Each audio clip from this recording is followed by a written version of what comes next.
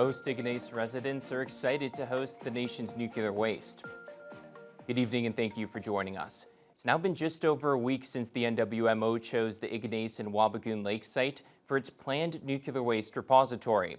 Many Ignace residents are still celebrating the NWMO's decision to bring the $26 million project to that area, but not everyone is happy with the outcome. Justin Hardy made his way to Ignace yesterday and joins us live in studio. Justin, how are people feeling? Vasilios, opinions seem to be staying pretty much in line with the willingness survey results. A majority of people we spoke to say they remain in favor of bringing a nuclear waste facility to the area.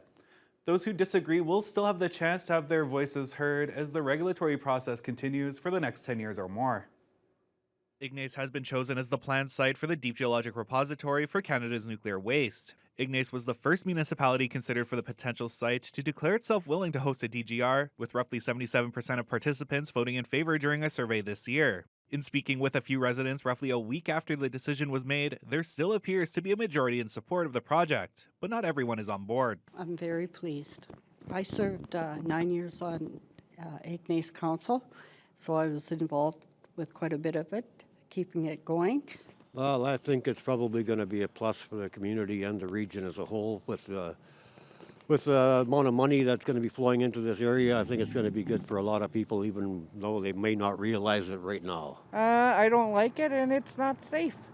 You see all those trucks that go into ditches? What's going to transport that stuff? Poison. The next phase of the process will see the project go through a roughly 10-year-long federal regulatory approval process, which will also allow for many to raise their concerns and have their questions answered.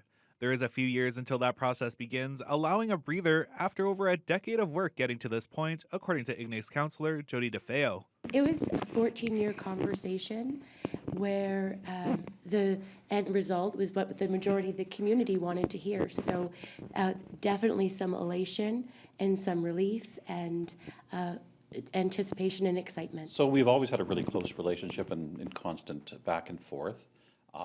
We've been planning for this event, whether it be a yes or no for the site.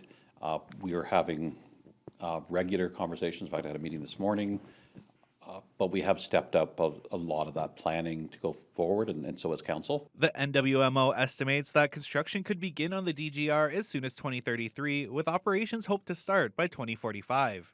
Justin Hardy, TBT News.